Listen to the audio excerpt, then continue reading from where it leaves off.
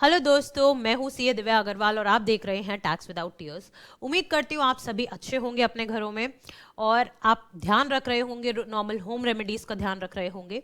सो दोस्तों, अगर आपको मेरा चैनल पसंद है तो आप मुझे सब्सक्राइब कर सकते हैं, साथ ही बने बेल आइकन पे क्लिक कर सकते हैं। इसके साथ साथ आप मुझे लिंक्डइन, ट्विटर, फेसबुक और टेलीग्राम पर भी फॉलो कर सकते हैं।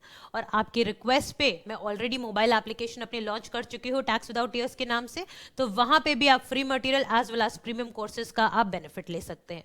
सो दोस्तों, अब मैं आपको आज के टॉपिक पे लेके आती हूँ कि हमें अब फेब के रिटर्न भरते हुए किन चेंजेस का ध्यान रखना है। रीजन बीइंग, बहुत सारे चेंजेस आए हैं। जैसे ही 2022 स्टार्ट हुआ है, जीएसटी रिटर्न फाइलिंग में मेजर चेंजेस आए हैं और साथ ही फाइनेंस बिल से भी बहुत सारे चेंजेस इंट्रोड्यूस किए गए हैं। Although they are not effective right now, but you have to prepare yourself from today itself, ताकि बाद में जैसे ही ये चेंजेस एप्लीकेबल हो जाएं आपको कोई प्रॉब्लम ना आए। यानी अभी आप ट्रांजिट कर सकते हैं इन प्रोविजंस के थ्रू, बिकॉज वो सबको ध्यान में रखना बहुत जरूरी है।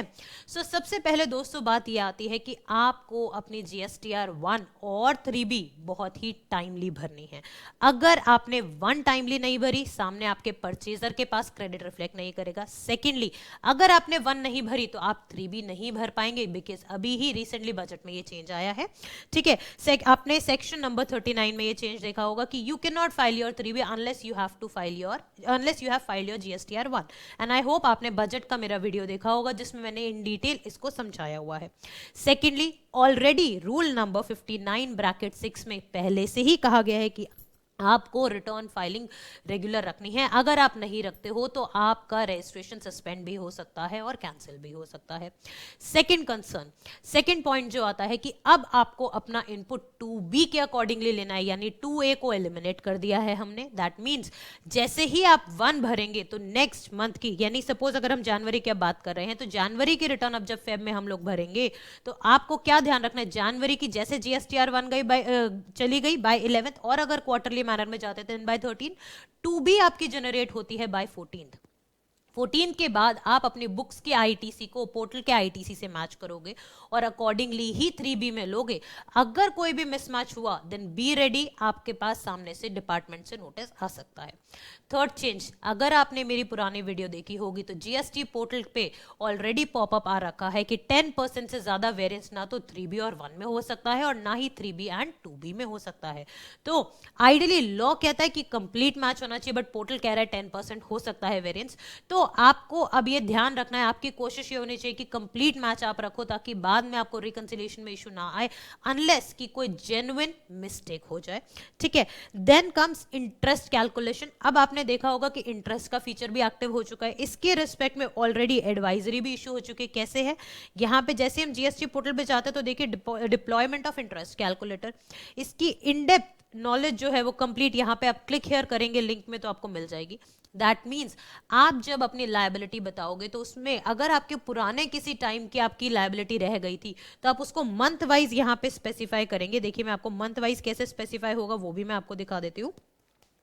आप यहाँ पे मंथ वाइज स्पेसिफाई करोगे और अकॉर्डिंगली आपका इंटरेस्ट कैलकुलेट होगा और इंटरेस्ट आपको नेक्स्ट मंथ की आपकी 3B में रिफ्लेक्ट करेगा और आपको पे करना होगा, just like the late fees for 3B।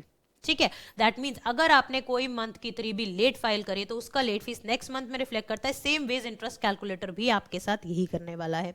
Then comes rule number 86B, यानी 5वीं बात जो आपको ध्यान रखनी है वो है रूल नंबर 86B। वो कहता है कि अगर आपका मंथली टर्नओवर 50 लाख को एक्सीड कर जाता है तो दोस्तों पहले भी ये कंडीशन थी, अब क्या है कि अगर आप ऐसे सिचुएशन में अगर आप उसके बेसिकली दूसरे प्रोवाइजो में नहीं फॉल करते then you can only utilize your 99% of the credit and rest 1% needs to be paid by cash.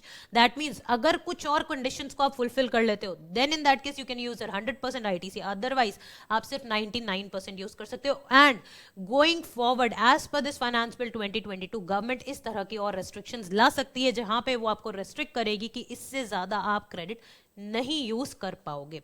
सो दोस्तों इन 5 पॉइंट्स का आपको ध्यान रखना है अब जब आप अपनी फरवरी के रिटर्न भरें, और इन 5 पॉइंट्स को अलाइन करते हुए आपको बाकी चीजों को ध्यान रखना है।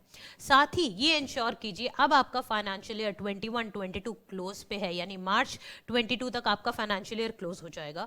तो इट इज बेटर कि आप अभी ही अपनी रिकंसिलिएशन देख लें। जो भी आपका ऑमिट हो गया है, या तो आप टैक्स पे करना भूल गए हैं किसी पर्टिकुलर ट्रांजैक्शन पे, या आईटीसी लेना भूल गए हैं, तो वो आप ले लीजिए। इट इज बेटर कि आप इस ही फाइनेंशियल ईयर के जो भी पॉइंट्स रह गए हैं रिकंसिलिएशन में, वो हैंड टू हैंड अभी फेब और मार्च के रिटर्न में ही डाल दो। Although you have time period till September return, in case अगर फाइनेंस बिल को एक्टिव कर दिया, इंप्लीमेंट कर दिया, then you have time till 30th November, but otherwise it is better and it is a good practice if you reconcile all your differences within this financial year and take its effect within these return itself.